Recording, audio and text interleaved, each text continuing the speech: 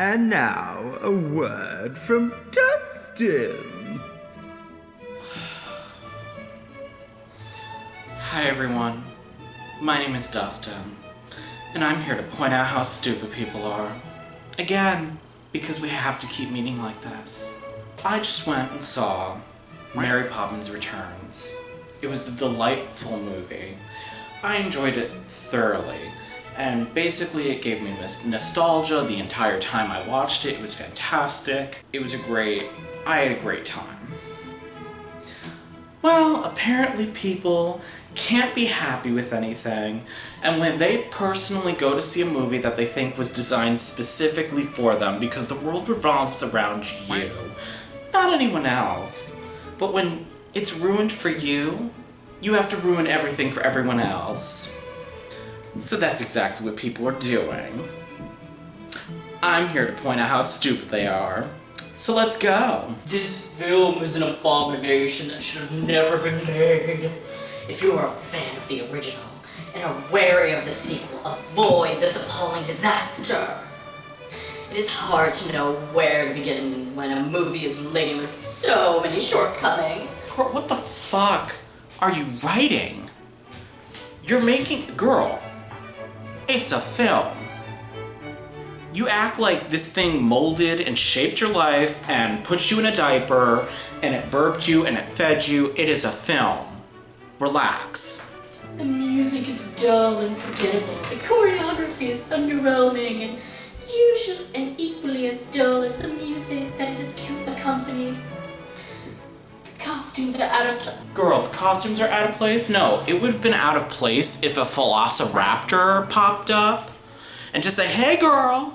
That didn't happen in the film, but I'm sure that would have made you more happy.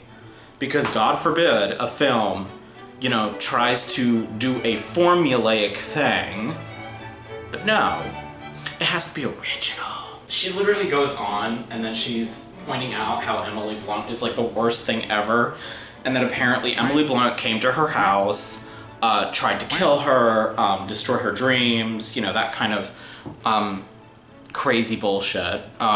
In addition to this fake saddening Mary Poppins, the magic of the film on a few occasions when it's present feels manufactured and stressed. There's absolutely no originality or spontaneity in this film.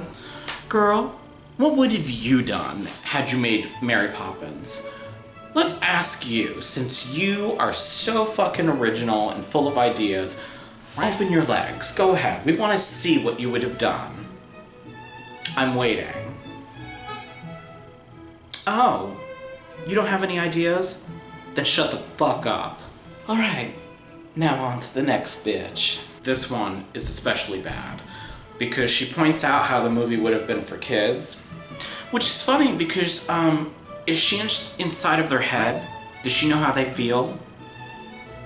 Apparently she knows everything about kids because she thinks she is one, but that's okay. A lot of parents feel that way. First, the movie's long. Without previews, it's over 2 hours. For kids, in my opinion. Yes, we need to hear all about your opinion. It's too long. The movie was different than the original in these ways. It was scary and dark in several scenes. I understand it was rated PG, but unlike the original, it had several truly scary scenes. So you're concerned about the film being too dark and too scary for your kids. Are you trying to bring your kids to like some Teletubby thing? Because there's a difference between an infant and a kid, okay? When I was a kid, we had to watch Return to Oz.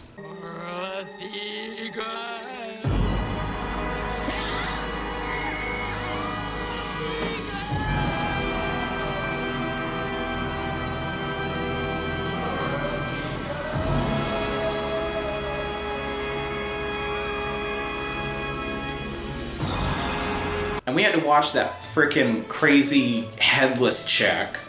And that was scary, okay? We had to watch a lot of scary shit. We had the witches. We had a lot of scary shit as a kid. I'm just gonna tell you right now. Kids will learn, okay? It's a part of bringing people up, because I'm sorry, if they don't go through any experiences, how are they supposed to act when they do grow up? They're gonna not have any experience. They're gonna freak out going outside and seeing another person that they've never seen before. They need to have experiences. So showing something that's a little bit dark, or, oh, maybe there's a shadow over there, like, really get over yourself. Like, you're trying to shelter your kids from, like, a shadow in the corner. Like, come on. There's protective, and then there's, like, overprotective, and that's overprotective. That's, no. It also touched on many heavy subjects: death, loss of security, nightmares, lying and deceit. Also, there were many scenes where the father was angry with his children. The original Mary Poppins did have a few scenes like this, but it was more of a snip than a rant. Girl, how is that a rant? I saw the same movie that you did, and it was not a rant. It's called Growing Up, Life Lessons. Like, that's the point. So we're not supposed to yell at our children when they do something wrong. Okay. So we're not supposed to... Everything's supposed to be sunshine and rainbows and perfect and happy, and it never changes. Everything's fine. This is fine. Dog in burning room. Okay. I don't know where you live or where you grew up, but you need to get over that, because that's not real life. That's not how life works. The overall movie aesthetic was dark, as in the lighting, color, gray skies. Girl, have you been to London? Have you been to London during the in the Great Depression, it was definitely dark. It's the Great Depression. What do you want people doing? Running outside saying, I'm so happy, I'm starving. It's the time period of the film. Relax. Emily Blunt has stated that she relied on the books when seeking inspiration for the role of Mary Poppins.